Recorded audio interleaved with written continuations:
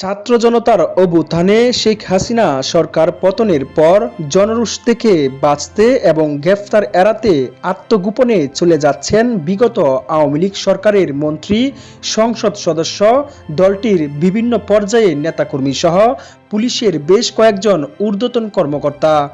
এরই মধ্যে অনেকে গোপনে সীমান্ত পাড়ি দিয়ে দেশ ছেড়েছেন।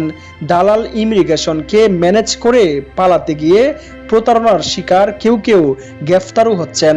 দালাল সিন্ডিকেটের সহায়তায় কেউ কেউ ভারতে ঢুকতে কোটি টাকাও দিয়েছেন। তবে 20 লাখের নিচে কেউ ঢুকতে পারেনি বলে বিশ্বস্ত একাধিক সূত্রে জানা গেছে।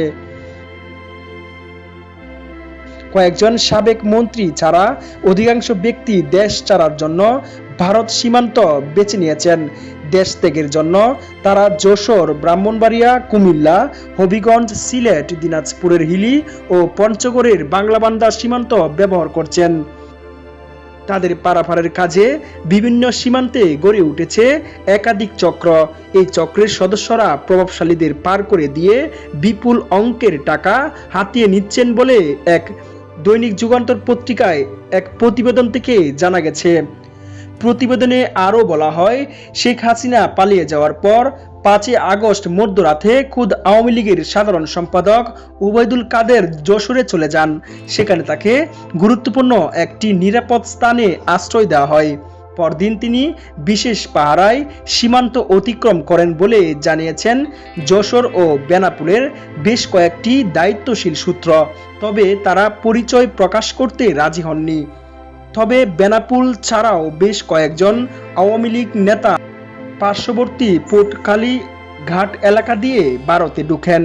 ঝুঁকি নিয়ে এইভাবে ভারতে পালাতে গিয়ে ভারতীয় সীমান্ত হত্যাকাণ্ডের শিকার হন কেন্দ্রীয় ছাত্রলীগের সাবেক সাধারণ সম্পাদক ইসহাক আলী খান পান্না। ভারতীয় অংশের দালালরা একা পেয়ে নির্যাতনের পর তাকে গলা টিপে হত্যা করা হয়। বেশ কয়েকদিন পড়ে থাকার পর পান্নার অর্ধগলিত লাশ উদ্ধার করে পশ্চিমবঙ্গ পুলিশ। সংশ্লিষ্টরা বলছেন, দালালদের সহায়তায় একের পর এক আওয়ামী লীগ নেতা ভারতে পালাতে সক্ষম হওয়ায় স্থানীয়দের অনেকে ক্ষুব্ধ। এ কারণে এলাকায় অপরিচিত কাউকে দেখে সন্দেহ হলে তাদের ধরে বিজিবির হাতে তুলে দেওয়া হচ্ছে।